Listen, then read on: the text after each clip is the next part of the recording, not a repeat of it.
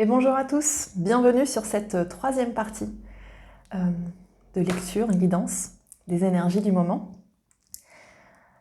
Dans la première partie, nous avions vu un petit peu l'état des lieux sur les énergies du moment. Dans la seconde, nous avons parlé de la notion de détachement et des questionnements que l'on a à se poser actuellement. Dans cette troisième partie, on va rentrer plus dans la notion karmique transgénérationnelle de ce que l'on a à travailler. Dans la première partie, j'ai parlé des blessures qui remontaient, et là, on est vraiment ici. Quel est le travail du moment? Et cette fois-ci, je ne vais pas vous dire qu'il nous est proposé, clairement, il nous est imposé, et même si on ne veut pas y aller, en fait, on est poussé complètement à le faire, et plus on résiste, et plus c'est douloureux. J'ai eu le cas il y a très peu de temps, il y a 3 semaines, une grosse mémoire qui remontait et je ne voulais pas du tout y aller. Dans le sens je voulais pas, c'est-à-dire que j'avais même oblitéré, je voulais pas regarder, c'est comme si j'avais mis une œillère en fait. Eh bien, appelez ça comme on veut, la vie, l'univers, la source, les anges, les guides, je ne sais pas, m'ont vraiment placé dans cette situation de devoir affronter ça et traiter ça. Alors, est-ce que c'est guéri? On verra ça plus tard, c'est en cours. Mais j'avais pas le choix que d'aller traiter cette mémoire-là. Sinon, en fait, eh bien, j'allais continuer à être dans des cycles qui s'empiraient, en fait. Je rentre pas dans les détails, ça fait partie de ma vie. Je vous partage juste ça, c'est aussi important pour moi de vous signaler que même nous, en fait, qui sommes là pour vous accompagner, qui sommes thérapeutes de l'âme, accompagnants, guides, enseignants, eh bien, nous avons aussi notre chemin d'évolution et nous avons aussi des sujets à traiter. Et qu'il n'y a pas de gradation, on n'a pas de sujet plus important que les autres. Nous sommes simplement des humains, tout comme vous, avec des karmas, tout comme vous. D'ailleurs, pour beaucoup d'entre nous, nous avons des karmas assez intenses avec la magie noire, avec l'abus de pouvoir aussi, avec... on parle des karmas de sorcières qui ont été brûlées, mais il y en a beaucoup d'entre nous qui ont été aussi inquisiteurs, nous l'oublions pas, et qui donc ont brûlé. On est aussi beaucoup sur des karmas de réparation. Ces karmas-là, moi je ne crois pas trop à la notion de « je suis ici, c'est ma dernière incarnation et je ne reviendrai pas ». Je pense que quand on dit ça, on est sur la dernière incarnation d'un cycle, et que comme on est sur la dernière incarnation d'un cycle, effectivement tous les sujets se présentent et qu'il y a beaucoup de choses à nettoyer pour permettre de franchir un nouveau cap et de revenir sur cette terre ou ailleurs avec d'autres thématiques, une autre mission, etc. Donc là, grosse période encore de libération des mémoires. Et ces mémoires, eh bien c'est important d'y aller parce que puisqu'on est là, on a choisi d'être présent en ce moment pour accompagner l'humanité, pour accompagner cette augmentation vibratoire, eh bien on nous demande aussi de faire le travail, bien sûr, et on le fait pour nous, et on ne le fait pas que pour nous, on le fait pour nos lignées, c'est-à-dire qu'on libère aussi nos ancêtres, on le fait en transgénérationnel, on le fait donc aussi pour nos familles, bien sûr, et on est aussi amené à travailler d'un point de vue global pour l'humanité. C'est-à-dire que quand on travaille pour nous, on permet aussi les libérations de toutes les mémoires collectives. On permet aussi les libérations par rapport aux inconscients collectifs, ce qu'on appelle les égrégores. Alors, je devrais arrêter de dire inconscient collectif parce qu'il y a beaucoup d'égrégores qui sont parfaitement dans le conscient collectif, justement. Mais ça, c'est un autre sujet. Donc, on est vraiment encore et de plus en plus mobilisé et sollicité pour aller guérir ces mémoires. Alors souvent, on a guéri des mémoires très émotionnelles jusqu'à présent. Je parlais dans la première partie de la vidéo de ces mémoires qu'on a traitées il y a quelques années en arrière et puis qui nous réexplosent là, en fait, parce que en fait, le niveau vibratoire a changé et que donc le prisme est un petit peu différent. Mais la différence, c'est que par rapport au début du travail, aujourd'hui, on a les outils et donc on sait aussi à qui aller s'adresser plus facilement pour aller traiter ça. Même parfois, on peut même le faire soi-même. Là, on est sur des choses qui sont un peu plus complexes, un peu plus globales. Notamment, là, parmi les mémoires qui sont en cours de nettoyage, et je vous en avais parlé déjà, c'est une très grande thématique de l'année 2021. On est en train de libérer toutes les mémoires de soumission. Mémoire de soumission égale toutes les mémoires qui sont liées à la colonisation, aux colonisations, et il n'y a pas que les colonisations du 19e siècle. Hein. La colonisation, c'est un sujet qui a toujours existé quasiment depuis l'existence de l'humanité. Donc les mémoires de colonisation, les mémoires de domination, les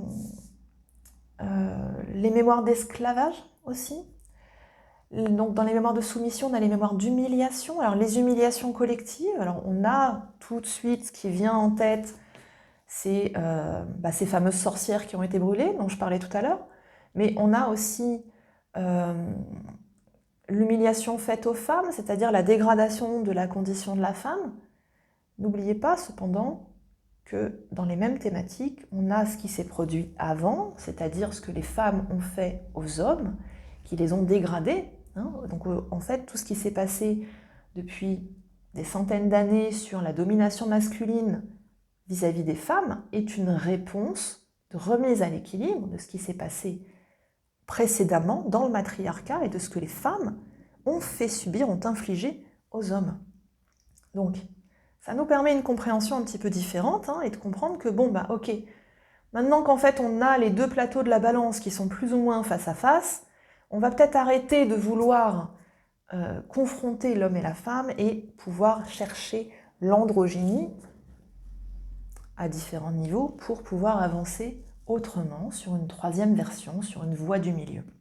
Donc, mémoire de soumission, mémoire d'humiliation, on est dans tout ce qui consiste à venir arracher les chaînes, toutes les chaînes. Alors, tout à l'heure, je parlais du détachement dans la presse. Alors, je dis tout à l'heure, en fait, pour vous, c'était peut-être hier ou avant-hier, mais dans la vidéo précédente, je parlais de la nécessité de se détacher. Mais quand on parle de la nécessité de se détacher, dites-vous qu'à chaque fois qu'il y a une dépendance, il y a un lien et parfois il y a une chaîne. Et que cette chaîne, qu'il s'agisse d'une dépendance au tabac, à l'alcool ou à une personne, parfois cette chaîne, en fait, elle a été placée il y a très très très longtemps en arrière dans un karma millénaire. Donc, nettoyer les chaînes, libérer les chaînes, il ne suffit pas de faire une incantation, il faut comprendre à quoi ça correspond. Mémoire de viol aussi, on travaille beaucoup, premier, deuxième chakra.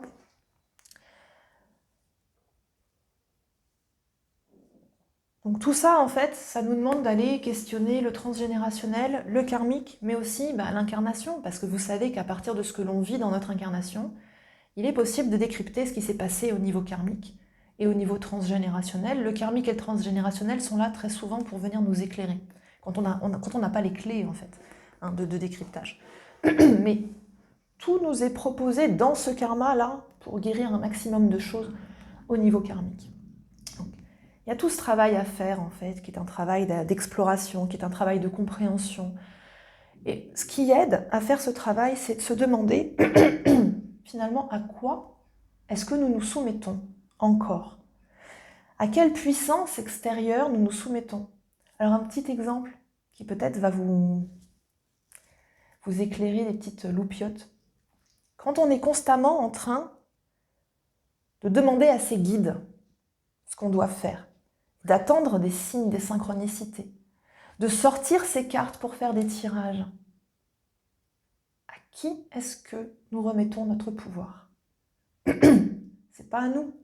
C'est-à-dire que nous sommes soumis à une injonction extérieure, à un conseil extérieur. Nous ne sommes pas dans notre pouvoir de décision personnel, nous ne sommes pas dans notre... Alors, quand je parle de pouvoir de décision, on n'est pas forcément dans notre guidance personnelle.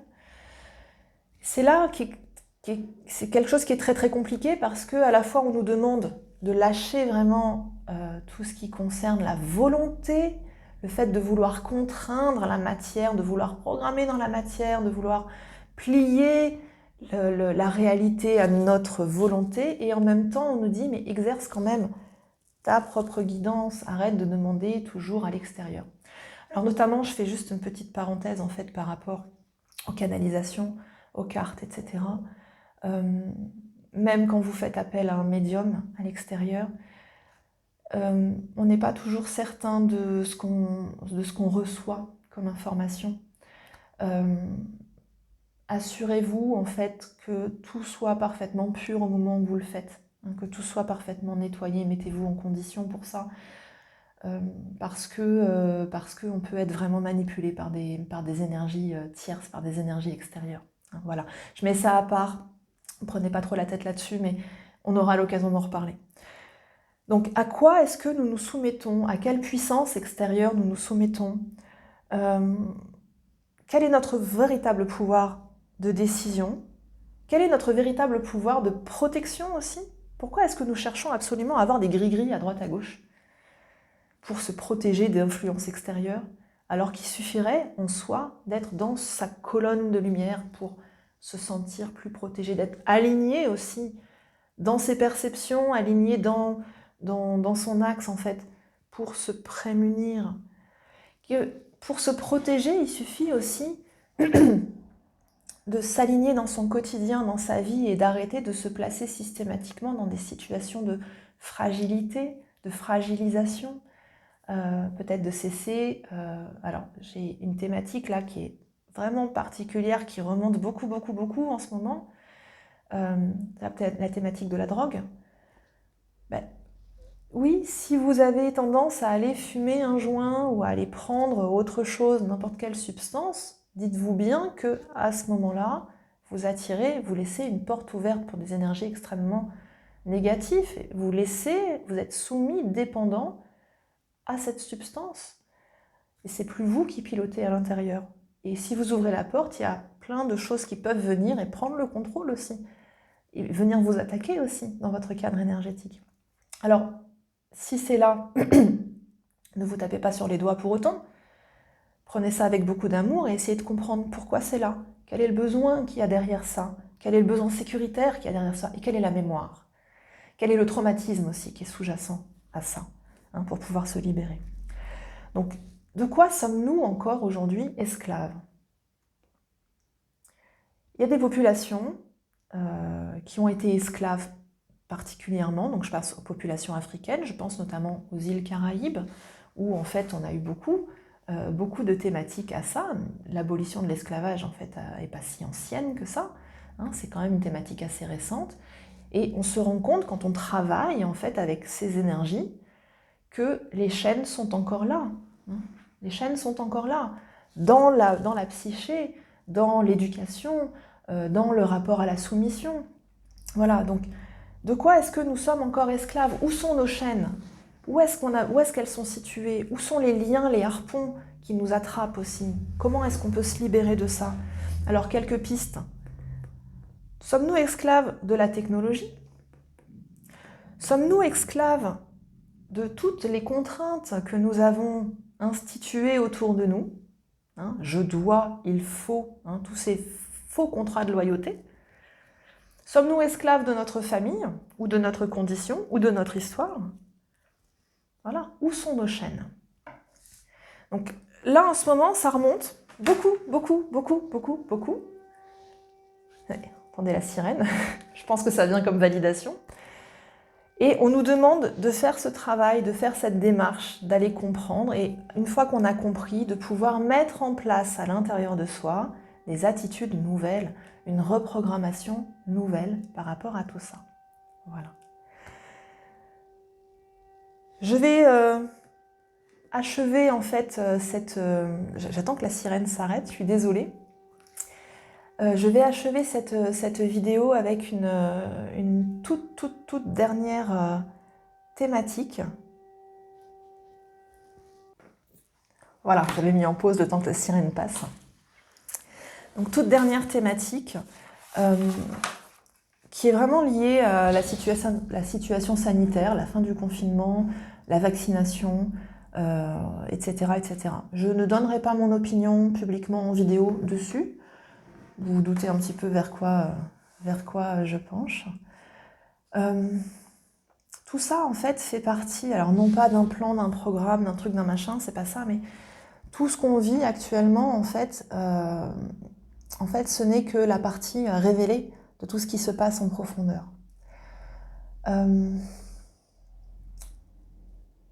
Ce qui est évident et ce à quoi on doit s'attendre là prochainement, c'est vraiment à des détachements d'âme. Il y a beaucoup d'âmes en fait qui vont pas pouvoir avancer sur les plans plus subtils et qui vont choisir de se décrocher et de revenir à la source. Et en fait, elles ont besoin, ces âmes-là, de toute notre bienveillance, nos prières, notre compassion, notre amour, notre absence de jugement aussi, pour ne pas les retenir, hein, ne pas les retenir dans la densité. Il se passe énormément de choses au niveau des plans beaucoup plus subtils. J'y ai pas accès, hein. Je perçois certaines informations. Ça sert à rien de toute façon d'aller plonger parce que ça se passe effectivement sur les plans subtils et pas sur le plan terrestre. Mais on est effectivement sur une période où, eh bien, dans ce grand changement, on a ces mouvements de balancier, de retour à l'équilibre. C'est pas un combat, hein. C'est un rééquilibrage et en fait, on est simplement dans le chemin de l'évolution. Il y a des âmes qui ne peuvent pas évoluer. D'abord, c'est pas forcément leur choix en tant qu'âme. Il y a des âmes qui ne veulent pas évoluer non plus. Et puis, il y a des âmes qui n'ont plus le courage et la force d'affronter ce qui est en cours. On peut le prendre d'un point de vue très émotionnel en se disant « Waouh, c'est dur parce qu'il va y avoir beaucoup de décès. » Il y en a déjà, en fait. Hein, il y en a déjà.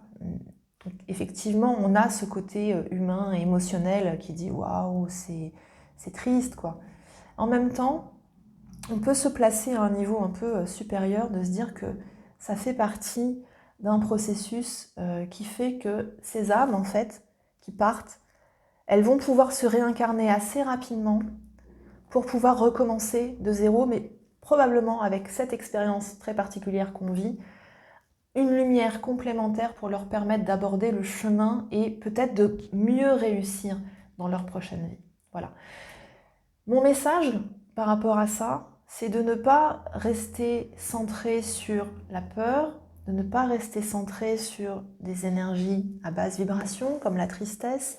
On peut avoir de la compassion bien sûr, mais ne pas rester comme ça dans ce jugement de la société qui dit le monde est moche, l'humain est moche, de toute façon on ne va pas s'en sortir, et puis ça va être compliqué, puis ça va être le chaos, puis ça va être la guerre.